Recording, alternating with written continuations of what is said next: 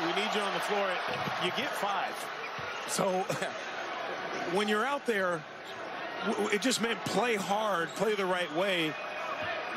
Don't play as if you already have your 5th, meaning don't show up. You got to play your game, but also be intelligent about it. Nelson makes 2 free throws. We'll see how aggressive Shireman is. Alabama also has 4 fouls saddled on Pringle, who's defending Kalkbrenner. Shireman denied by Reitzel. Now it's 5-on-4 for a moment. Shireman off the scramble, got it to the corner for Miller, and Alabama recovers. Shireman pushed Nelson away for 3. No! Rebound Miller. I think Shireman got away with an offensive there. That left arm again, right in front of the official. They did not call it. Shireman into the lane on Pringle, both with 4 fouls, and there is number 5 on Pringle. What a turn. Shireman stays in. No call on the offensive foul, and Pringle's done. Yeah. Well, second life here. Does a nice job, Shireman, of keeping that arm in that time. I am really surprised they didn't call that off-arm push-off at the top of the key. It almost here. Shooter goes 2 for 2. Yeah, well said. He doesn't miss a lot from that line. I mean, you might as well just give him a layup. Say, go ahead, walk in, take a layup. Nelson lines up a 3, and a huge stick for Nelson. He's going to have a few more of those, especially with Kalkbrenner sagging down, dropping defensively in the paint. Here's a lob. It's Kalkbrenner on Nelson. The help was late. How about the pass? Just on time, right on target.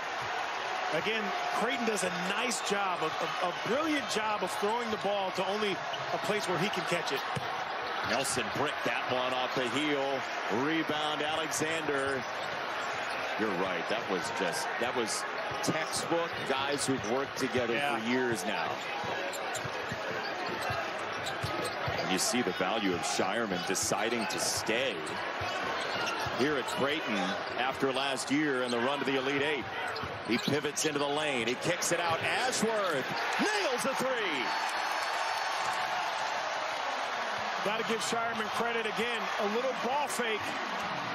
There's Sears down the lane, but a little ball fake just to freeze the defense. He puts it down and finds Ashworth weak side.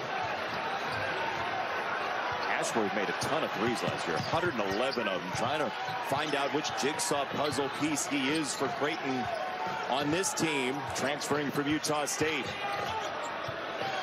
Alexander, Kalkbrenner again! Thunder from 11. Nelson got it to go. And that's the pace Alabama's wanted to play the entire night. Just that clock is running out on them a little bit here. Ronnie, 17 in the second half for Kalkbrenner, who was out for 13 minutes in the first.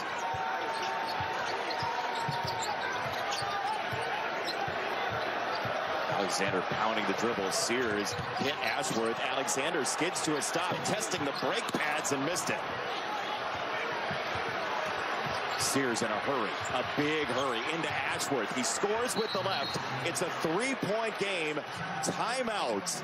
And this is such a first half, yes, going deep into his bench, but especially to test Kalkbrenner's ankle in the second half early and often. Yeah, see how it is now. Alabama will trap. How early do you foul is the question here. Or do you foul? I mean, it's a 9.5-second differential or so. Your Alabama stay down on shot fakes and rebound. That's really the two things you have to think about right now. By not shortening the game, though, a bucket basically sinks you here. Alexander fighting with the ball. It is out of bounds. Alabama does get a stop. 12.2 maybe Ryan Kalkbrenner. Estrada touches. Here we go. 10 seconds. Estrada for Sears. He drives with 5 on the clock and scores for 2. It's a 1-point game with 3.7 left. Donnie, it looked like he had a line at a 3 at the start of that drive. Well, it's a nice job defensively because you're crowding that 3-point line. Shireman falls, but he gets back up quickly. I think he recognized Kalkbrenner was some 20 feet away from the basket and said, okay, let me get here quick. They may add some time to this clock. I like it. Doug Shows, John Gaffney, Tony Chiazza talking. So as they're checking the clock, that's a free timeout for Alabama, who doesn't have any. 3.8. They'll add a 1/10 of a second. Now you have to foul unless you get a steal off the throw. Immediately, if not sooner. Right. That is exactly right. Now Creighton tonight is 70% at the foul line, 19 for 27. The one guy you do not want to foul is Shireman. He is almost perfect from the line this year. And I'm sure he will be the guy that runs right to the ball or gets the ball back. And maybe a little trickery here by Greg McDermott. Yeah, he's running the run and shoot. Now Shireman will throw it in. It's Ashworth, and he is wrangled and fouled. 1.2 off the clock. And so Stephen Ashworth, who in his Creighton career is 11 for 12 from the foul line, just not a whole lot of free throws at all. He was 88% last year. First team All Mountain West at Utah State in lovely Logan, Utah.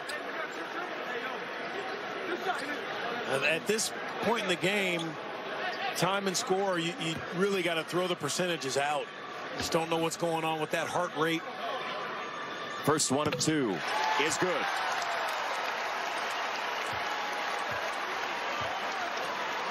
So now Creighton fills the lane. All you can do if you're into religion like that young lady is you talk to somebody else above. That's right.